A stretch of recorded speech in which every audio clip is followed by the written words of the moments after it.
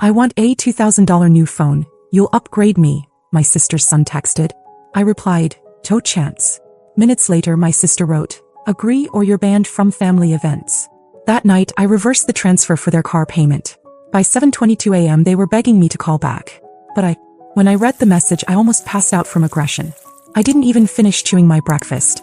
My throat closed up with pure fury. Caleb, my 19-year-old nephew who had never worked a full week in his life, who still didn't know how to check his bank balance, was demanding that I spend $2,000 on him for a phone upgrade. Like I was some kind of tech sponsor. Like I was just waiting around for his next list of needs. I answered immediately. One word. No. I put my phone down and stood there for a second, trying to process how someone raised by my own sister could be this far gone. But then again, maybe I shouldn't have been surprised.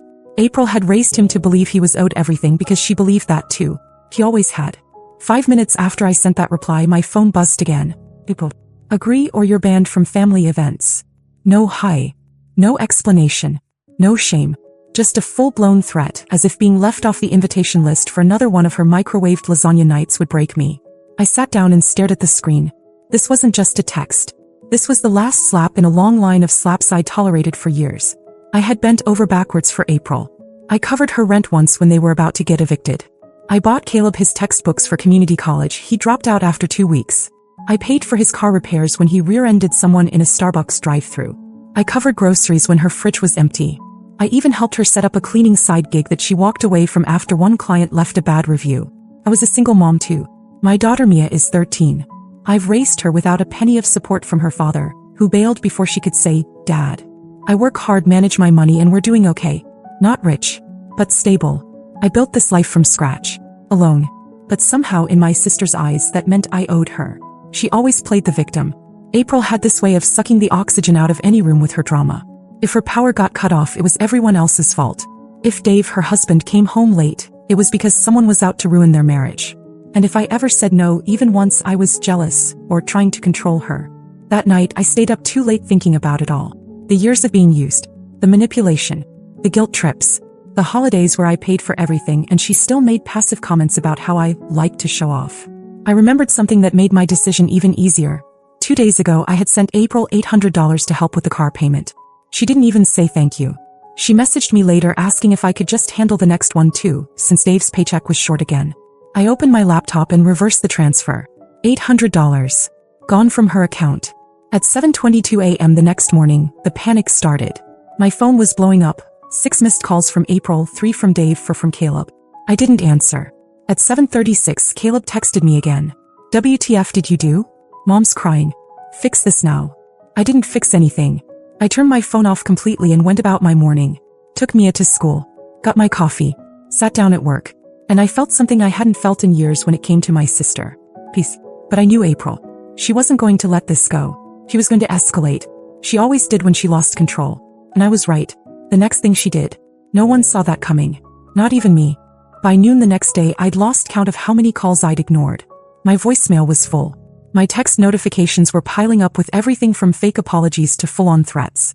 April tried every tactic she could think of. Guilt, manipulation, pity. Caleb told me I was destroying his chances and acting like a jealous old woman. Dave left me 3 voicemails, all saying he didn't want to get involved in sister stuff, but also that the money I reversed put them in a serious bind. None of it moved me. They weren't my problem anymore. Then around 3:40 p.m. my cousin Lindsay sent me a message that made my blood run cold. "Hey, are you okay? Have you seen April's Facebook?" I didn't even reply. I just opened the app and my heart nearly stopped. There was a post from April. Public. Not just for friends. Public. The photo she posted was one of the most private things I'd ever shared with anyone. 2 years ago I had dated someone for a short time, someone I trusted. During that relationship I sent a few photos. Nothing trashy. Just personal. Vulnerable. One of those photos was now on April's timeline, with dozens of reactions and comments already attached. Caption read, "This is what a responsible single mother looks like when she's not busy judging everyone else's life." I stopped breathing for a second. Thought I might pass out. My hands were shaking so badly I had to sit down. The photo had been up for 53 minutes by the time I saw it. I could see who had liked it. A few coworkers, old family friends, one of Mia's teachers. I felt sick. I didn't cry. I didn't scream. I got in my car and drove. April opened the door acting like she had no idea why I was there. Like I'd shown up uninvited to brunch. I slapped her across the face. I didn't say anything. I just turned around and left. She screamed after me something about me being crazy, but I didn't even hear it. My ears were buzzing. I didn't care what she said. I didn't care what anyone thought. That line she crossed? There was no coming back from that. When I got home, the post was gone. She had deleted it. But the damage was done. People had seen it, shared it, saved it. I even got a message from one of Mia's friends' moms asking if I was okay. And now I wasn't just angry. I was done. But I wasn't helpless. Because in a folder on my desktop I had something I never planned to use. Screenshots, messages, dates, names. I kept them in case something like this ever happened, and I never thought it actually would. April's marriage wasn't what she made it out to be. And Dave, he had no idea what his wife had been doing behind his back. But he was about to find out.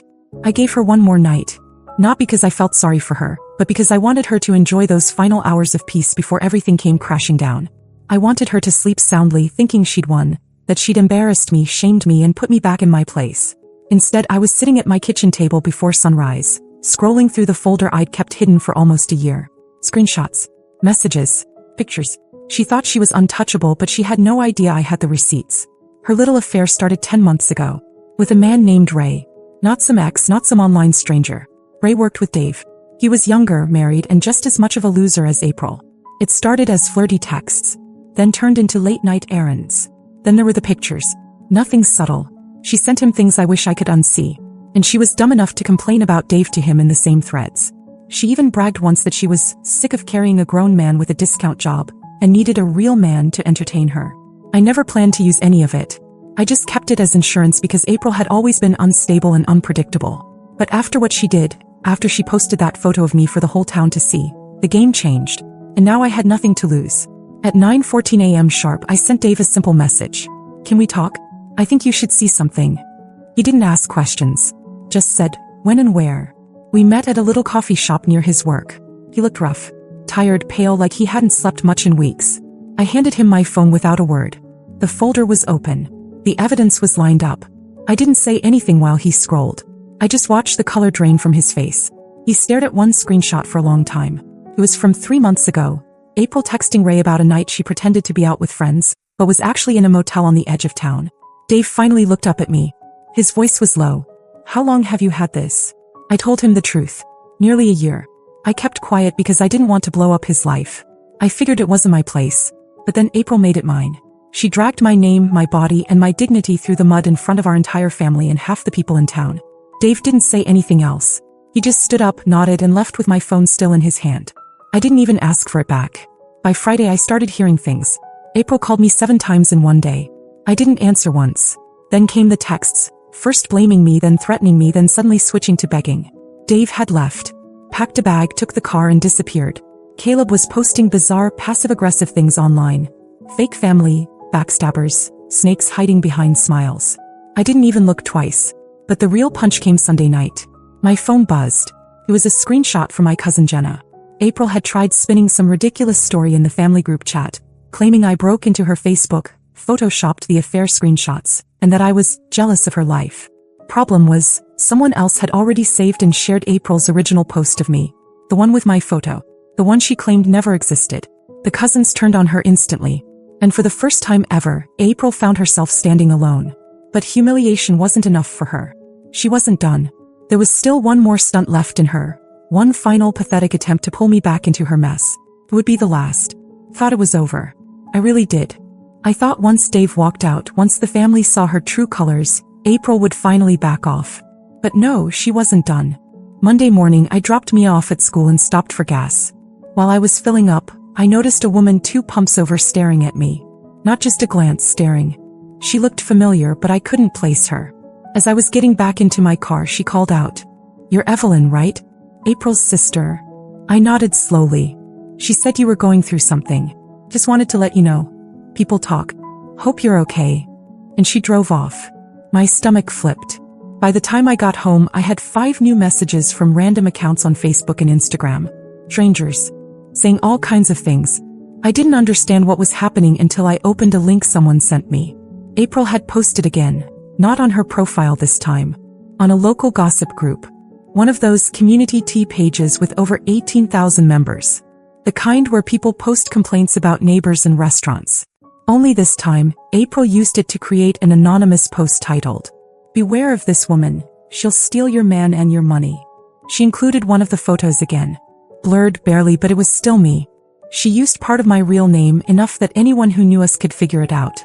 She told the group I was obsessed with married men, claimed I had a long history of seducing other women's husbands, and that I had been trying to ruin her family because I was bitter about being single. Over 200 comments in an hour. Some people mocked me. Others defended me, not knowing the full story. But it didn't matter. The damage was done. I was officially the town scandal. That same afternoon, I got a call from Mia's school. Her teacher wanted to check in because Mia had mentioned people saying things online. My hands started sweating. My worst fear, Mia being pulled into this, was starting to happen. I went cold. And that's when everything changed. I called Dave. Not to stir more trouble. Not to get revenge. I was done with all that. But I told him about the gossip post. I told him Mia was being affected now.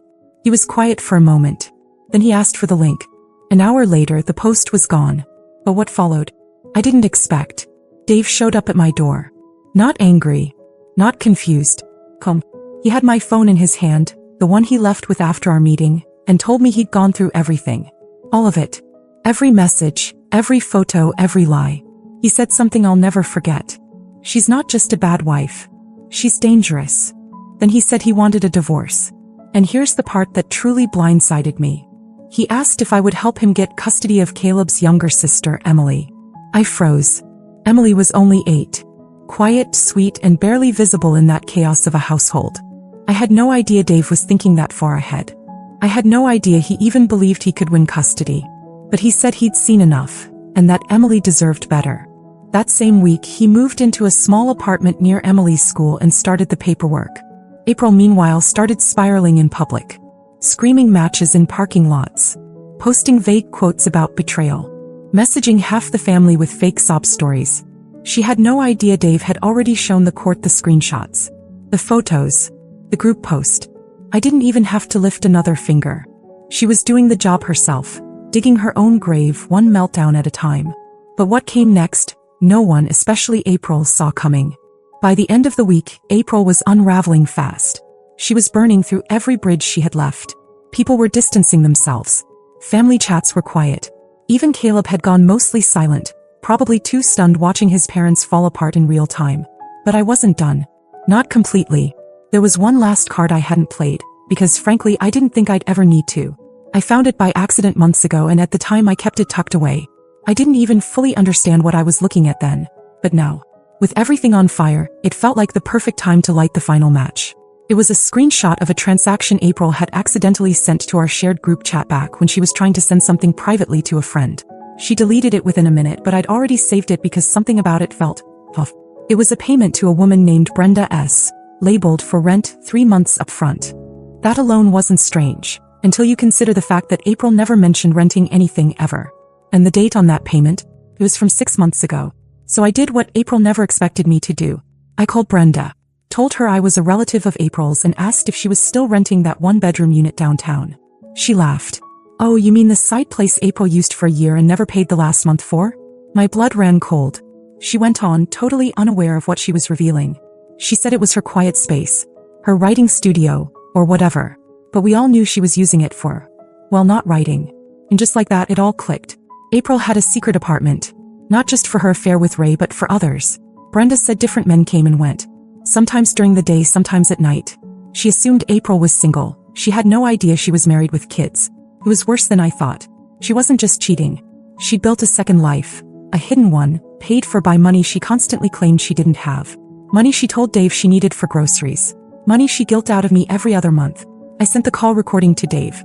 No commentary. No explanation. Just the audio. And I attached the original transaction screenshot. 2 hours later he messaged me. "She's never getting near Emily again." By the next morning, April's name was posted on the court's docket for an emergency custody hearing. She went completely silent. No more calls. No more texts. No posts. Caleb deleted most of his social media. Emily was placed temporarily with Dave while everything was processed. And then, something I never expected happened. My parents called. They had stayed mostly neutral through all of this, or so I thought. But apparently April had begged them for help. Claimed I'd destroyed her life out of jealousy. She wanted them to host a family meeting to clear the air. Instead, my mom said this: "Whatever happens to her now, she earned." That night, I sat on my couch alone, scrolling through the old messages from April. All the guilt trips. All the insults wrapped in fake concern. All the demands. And I deleted every single one of them. One more part of her gone. But it still wasn't over. Because something happened at that custody hearing that made April lose whatever little grip she still had on reality. And when it did, she showed up. To my house. It was a Thursday morning. Quiet. I was working from home, Mia was at school, and the whole house felt still. The kind of stillness you don't appreciate until life has been pure chaos for weeks. Then the doorbell rang. I didn't expect anyone. I wasn't expecting anything. I got up slowly, peeked through the curtain, and there she was. April. Standing on my porch like nothing had happened. No warning. No call. Just her, eyes swollen, hair pulled back in a way I hadn't seen since we were teenagers. She looked like someone who'd slept in her car. For a second I considered not opening the door. But I did. She didn't say anything right away. Just looked at me like she was searching for some crack in my face, some sign I'd changed my mind. "I need to talk," she said. I didn't move. She went on about how everything was spiraling. Dave had filed the emergency motion. Caleb wasn't speaking to her. Emily refused to come to the phone. The court had ordered a temporary restraining order until the hearing. Her lawyer had advised her to prepare for the worst. "I know you hate me," she said, "but I'm still your sister." That was her angle. Sisterhood. Blood. Shared childhood. Like that could undo everything. I asked her why she came here, what she thought would happen. "I just want to understand why you're doing this." And that's when I realized she really didn't get it. She still thought this was something I did to her. She thought she was the victim in a war she started. She believed that if she could just talk her way out of it like always, I'd cave. I told her everything I had kept quiet all these years. Every manipulation. Every time she took and took and took. Every fake emergency. Every lie. I told her I stayed quiet because I felt bad for her. Because I thought maybe, just maybe, she'd grow up. But she didn't. She got worse. And now she was suffering the consequences of her own actions. She stood there speechless. For the first time in my life, I saw April genuinely stunned. And then, maybe to regain control, maybe because it was all she had left, she spat out one final line. "You'll regret turning this family against me." I didn't respond. I just closed the door. She didn't knock again. A week later, the court awarded Dave full custody of Emily. April was granted supervised visits, pending psychological evaluation. Caleb moved in with a friend and hasn't spoken to anyone in the family since. The rest of the family, including our parents, cut contact. April became the one name no one wanted to bring up at dinners. At birthdays. At holidays. She became an outcast the same way she tried to make me one. Me. I got my life back. No more phone calls asking for money. No more guilt. No more having to explain why I had boundaries. Mia never found out what April did online. I shielded her from it just in time. She still asks why we don't see Aunt April anymore, and I just tell her, sometimes grown-ups have to make hard choices. Because this wasn't revenge. It was survival. And I'm finally free. I didn't plan to write all of this. Honestly, when that first message from Caleb came through, the one about the $2,000 phone, I never imagined it would lead here. To court dates. To custody battles. To betrayal laid bare in front of the whole family. To slamming the door in my sister's face for the last time. I shared this story because I needed to say it out loud. To someone. Anyone. For years I kept things quiet to keep the peace. I thought it was noble or mature or just the right thing to do. But silence doesn't fix people like April. It only feeds them. Since I started telling what happened, the amount of support I've received, messages from strangers, people saying they went through something similar or that they finally saw themselves in my story, has been overwhelming. In the best way. So if you've read this far, thank you. Sincerely. For just being here. For listening. I don't know if there will be any more updates. I don't expect much to change going forward. April has vanished from most of our lives. I doubt she'll come back. Dave and Emily are rebuilding slowly and I'm helping however I can, quietly behind the scenes. But I don't know what'll happen with him. I hope one day he figures things out, but I'm not holding my breath. All I know is for the first time in a long time my world is calm. And I'm not letting anyone drag me back into chaos. Something does happen, I'll be back. But for now, this is where I leave it.